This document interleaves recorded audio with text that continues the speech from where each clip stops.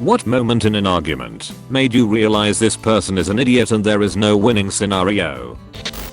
An old roommate of mine was trying to say we were blackmailing her when we were asking her to take out her trash, etc. She said watch the Lizzie McGuire movie, there's blackmail in there, and it's obvious that's what you're doing to me. I believe it goes without saying that she never clean up after herself, nor did she understand that movie. Damn, the Lizzie McGuire movie is darker than I thought. Miranda from Lizzie McGuire was arrested in 2007 for meth possession. That's a fun fact I guess.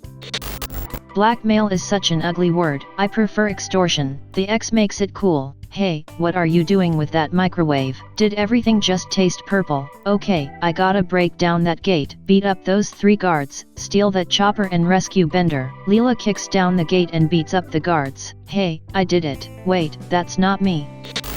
In a case like that, you start putting the crap they don't clean up, i.e. garbage, dishes, etc., right in front of their bedroom door, so they trip over it. When they ask why you're doing that, just tell them that you're only trying to show them your acting chops by imitating the movie. I tried this once. They just pushed it to the side enough that they could get in and out of the room. Didn't even clear the whole doorway. I live in a collective. I might have duct taped dirty dishes to one of my roommate's doors. At another point I've hidden all the clean dishes and went on a weekend vacation.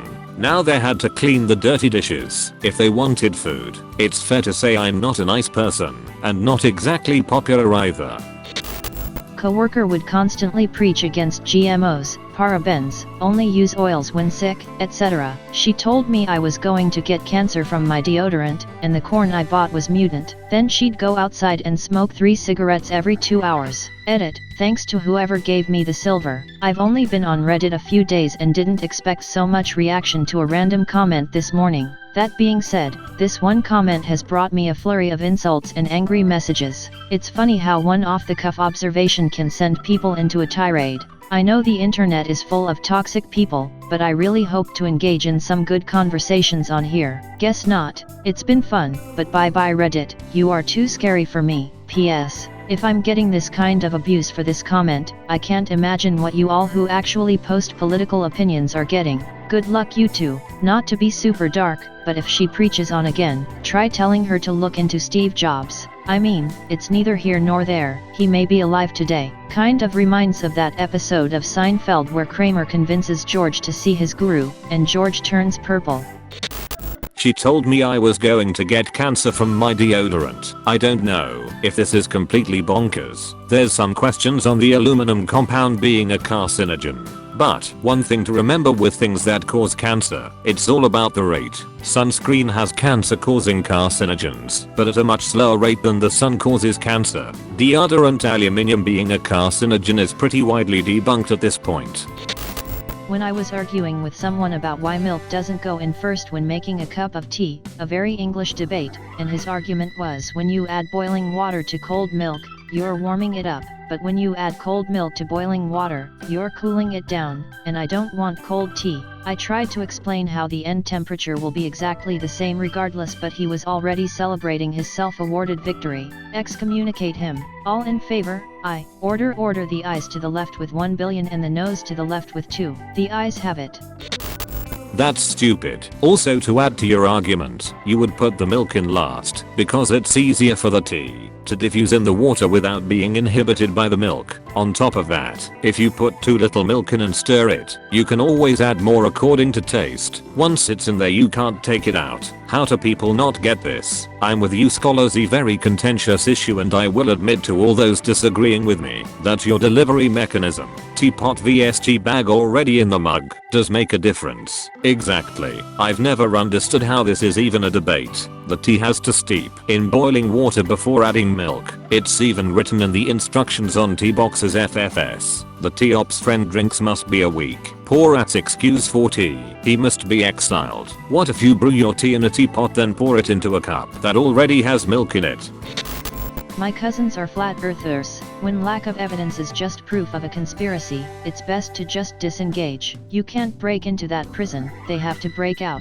You can't reason someone out of a position they didn't reason themselves into. Exactly this. If someone doesn't value evidence, what evidence are you going to provide to prove that they should value it? If someone doesn't value logic, what logical argument could you provide to show the importance of logic? Sam Harris.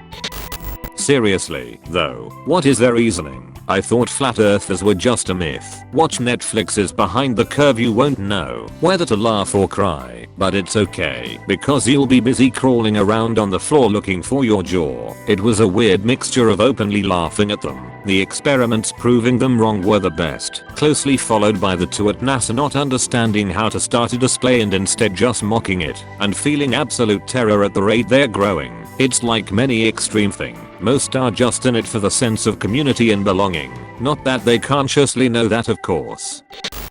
When a CEX manager insisted to me it was impossible for a laptop CPU to hit over 100C because that would melt gold, his tech expert buddy backing him up the whole time. For those too lazy to look it up, but still curious, the actual melting point of gold is 1064.18 degrees Celsius, 1337.33 K, 1947.52 degrees Fahrenheit. Edit, my first gold. Thank you kind stranger. 1337 K, haha nice, pond.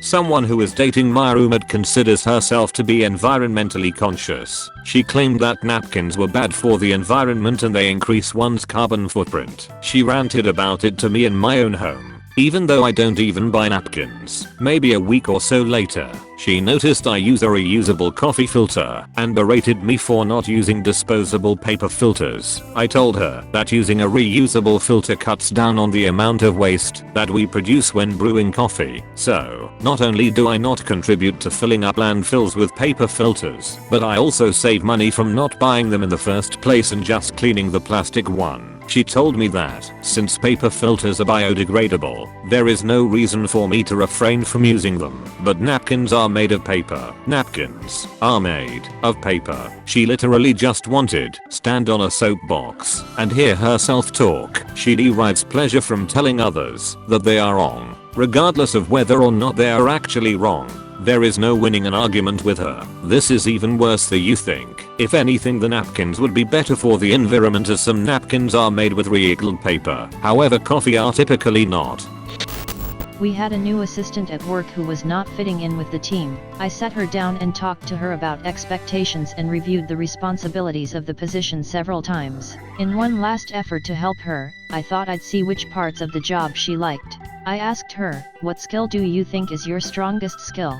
And she said, delegating. I don't mean to frighten you, but you'll have to do some actual work.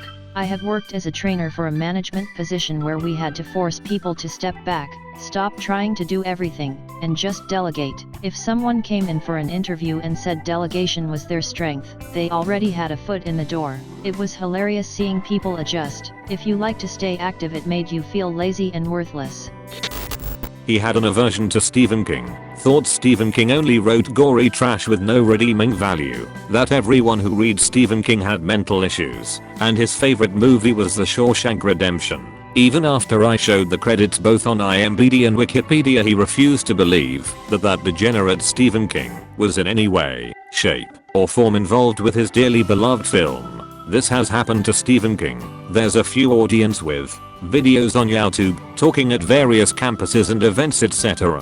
He tells this story of going into a Floridan supermarket and an old lady telling him she didn't like horror stories, but like uplifting stories like that Shawshank Redemption. King says, I wrote that. She replies, no you didn't, and walks off. That's hilarious, and makes me feel better about my inability to convince the guy I was arguing with.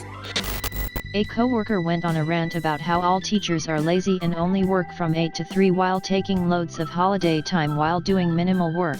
I come from a family of teachers, so I could see the time put in at home, the lost weekends, the days of doing work till 7 p.m., the last 2 weeks of every summer holiday spent in school prepping the classroom for the next year, buying materials out of their own pocket because the school budget wouldn't cover it. My coworker's response, well, I'm a parent so I know more about it than you do. I nearly flipped my fucking lid. The thing with opinions about teachers is that since everyone went to school, everyone feel like a specialist of what teaching is about. The truth is that, as a student, you have no idea what the teacher is doing. My sister is becoming a teacher and was an intern at my former school. I was surprised to learn that many teachers there still knew who I was, even though I haven't been there in 12 years and I wasn't a student who stood out for some reason. Then I thought about the heaps of administration these teachers have to make about each student they teach, and considering they were teaching me multiple years, that probably added up a lot. When a CEX manager insisted to me it was impossible for a laptop CPU to hit over 100C because that would melt gold, his tech expert buddy backing him up the whole time. For those too lazy to look it up, but still curious, the actual melting point of gold is 1064.18 degrees Celsius, 1337.33 K, 1947.52 degrees Fahrenheit. Edit, my first gold. Thank you kind stranger. 1337 K, haha nice, pond. Thank you for watching this fantastic video. Please tap one of the 4 videos on the screen for another amazing AskReddit video.